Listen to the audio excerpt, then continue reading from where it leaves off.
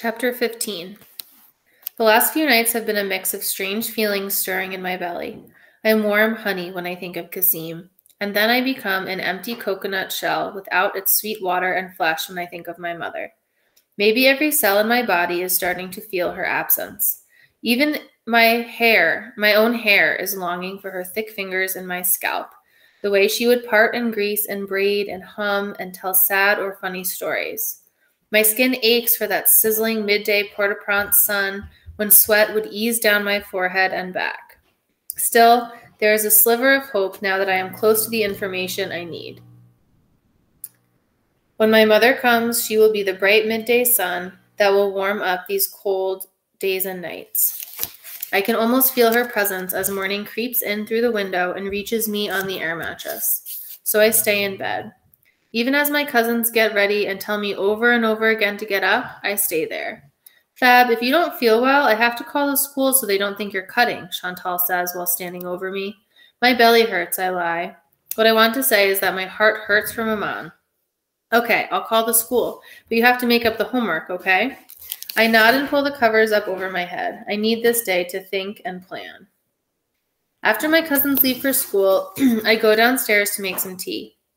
This is how Maman and I would plan our next move, over some tea or coffee. All I want is my mother here with me, her voice, her jokes, her cooking, her advice. What would she think of my cousins? What would she and ma tante Jo be doing all day together? What would she think of Kasim? What would she say to Donna about her mean boyfriend? It wasn't supposed to be like this. My mother and I had been so happy, so excited because all our dreams were coming true. We were supposed to all be together, my aunt, my cousins, my mother, and I. And in just a few hours, everything changed. Everything. Back upstairs, I drop my body down onto Chantal's bed, press my face against her pillow, and scream. Drops of anger trickle out little by little as if every single setback over these past few weeks has exploded. Tiny bombs escape me. I sob and my body shakes trying to get everything out. I take Chantal's blanket, wrap it around me, and pretend it's my mother's arms. I rock myself until there is nothing left but my small whimpers. I'm like an infant, slowly sliding into sleep. Hush, little baby, don't say a word. His song travels to the window and gives a gentle knock. I get up and pull the curtain back. His overturned plastic bucket is there. His songs return. Papa's gonna release your little jailbird. I throw on some clothes, grab a coat, and rush outside. I slow down as I get closer. There's something different about him. His left leg is still limp in front of him. The cane is leaning against the lamppost, and again, he has a cigar in his hand. I watch for the dancing smoke, but the cigar isn't lit like it was the night of my date with Kasim on Saturday. Nor is the streetlight. It's daytime. This is the first time I've seen Papa Legba when the sun is high in the sky. You are early, I say. Just an early bird, bringing the word. What's the word, Papa Legba? Word on the streets, or word on the beat? Street? Beat? What? You always have tricks, eh, Legba? Word on the street is word on the block. Word on the block is word in that house. Word in that house is word on that door. Word on that door is word on his soul. Word on his soul is word on my tomb. Word on my tomb does not spell doom. With that last verse, Papa Legba's cigar lights up, the streetlight buzzes, and as if God suddenly threw a blanket over this part of Detroit, a heavy cloud blocks the sun and it becomes dark. Thunder rolls across the sky, and I look down, not up, because I've heard this sound before. I was only a little girl when my home was almost split in half. And while everyone around me thought the sky was coming apart right above our heads, it was the ground that was surrendering under the weight of our heavy burdens. And maybe this corner of American Enjoy is collapsing under the weight of all that troubles me too. We left everything we loved behind in Haiti, and my mother was put into something like jail. And now, a detective has asked me to sacrifice a bad guy so my mother can be free. Sacrifice. We cannot get something for nothing, Maman always says. Prayers, songs, and offerings are not enough. We have to meet God halfway. So I know what I must do.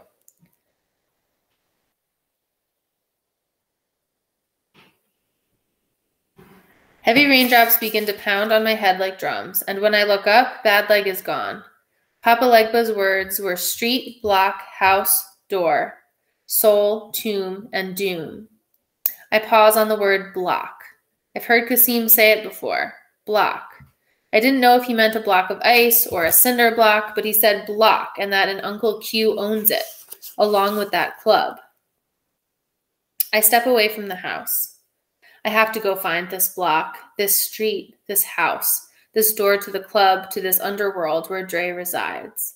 I pull the hood of my coat up over my head, and it's thick enough to keep the rainwater away from my hair.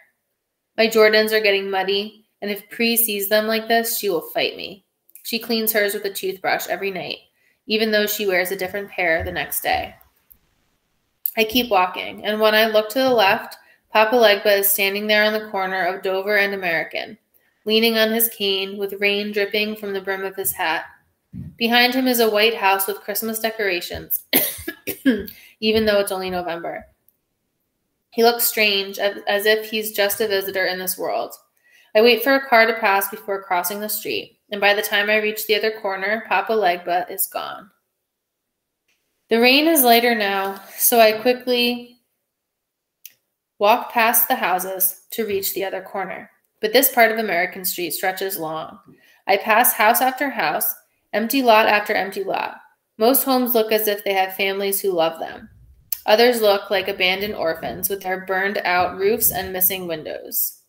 A few dogs bark and I jump. An old man calls out, so I walk faster. A car slows down next to me, so I pretend to wave to someone in the distance. The car drives away, and that's when he appears again.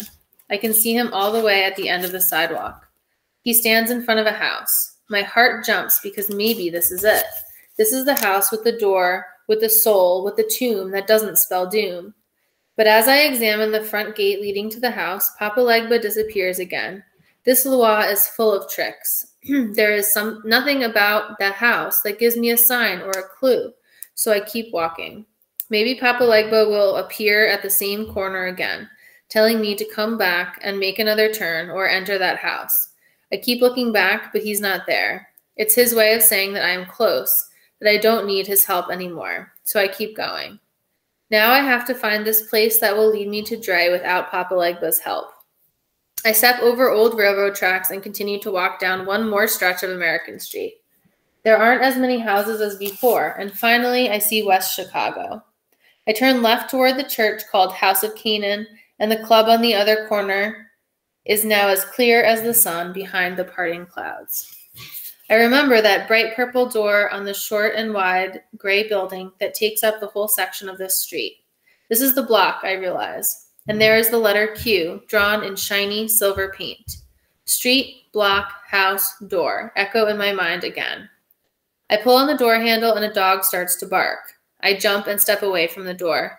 Another dog joins in, 2 dogs barking. I want to run back, but I stand still. I've come this far. Hey, yo, fabulous, someone calls out. My whole body tingles and I freeze. I close my eyes to utter Papa Legba's name for help because I recognize that voice. I see Dre holding 2 dogs on short leashes, angry dogs, dogs that look as if they want to tear me apart. What are you doing here, Fabulous? He says, still with that eye patch like Baron Samedi. He's standing by the door near the side of the building, a secret passageway maybe, the tomb. At the same moment, the purple door opens and a fat guy I recognize stands at the entrance. He was there at that party, patting down the people coming in and keeping others out. There is no Papa Legba here to guide my steps. I'm here on the street, on the block, at the house, by the door. I asked you a question, Fabulous. What? You looking for Kasim or something? His words don't glide out of his mouth. They pulse. Q is all I say. Then I want to take it back.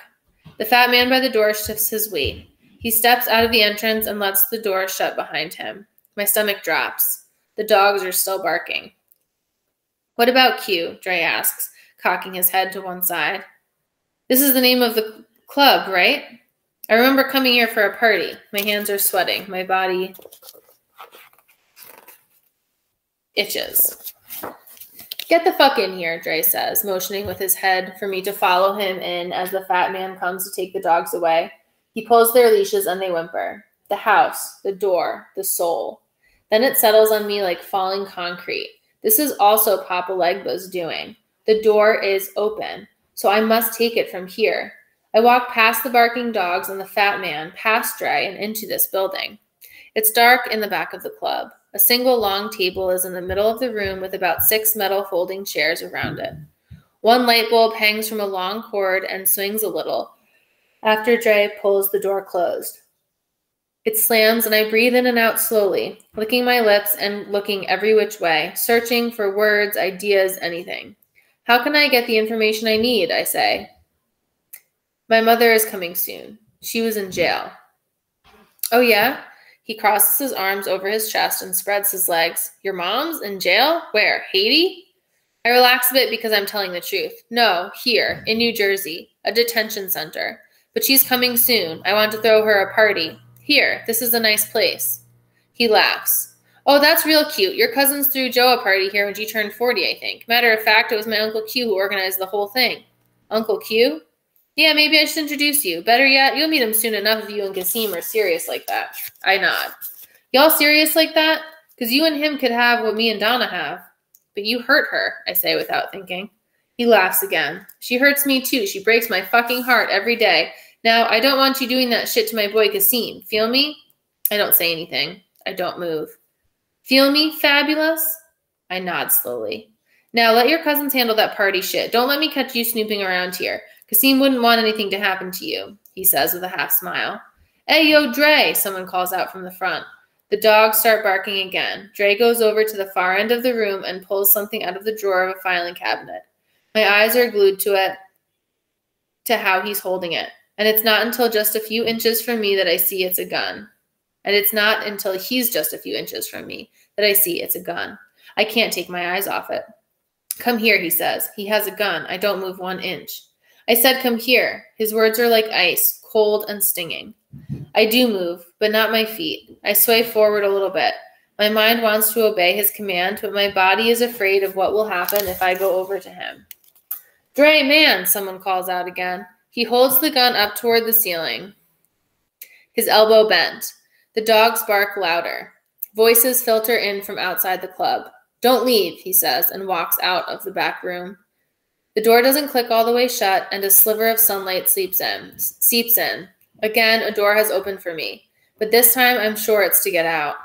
As I run back home, my heart leaps out of my chest, my head pounds, and I almost collapse on the front steps. I take a minute to catch my breath, then pull out my phone and look at Detective Stevens' number. I don't wait for her to call. This time I call. Hello, this is Fabiola. Yes, I know, she says. How are you? Dre's uncle is a guy named Q. My breathing is still heavy. I can't get the words out fast enough. My Uncle Philip went down for him, or something like that. You sound out of breath. Are you okay? Did something just happen? Q runs a business out of that club. Dre is there, and there's a gun. We know about the club, Fabiola. We need something that places Dre and his drugs at that party in Grosse Pointe. I need you to calm down a bit so you can understand what I'm saying.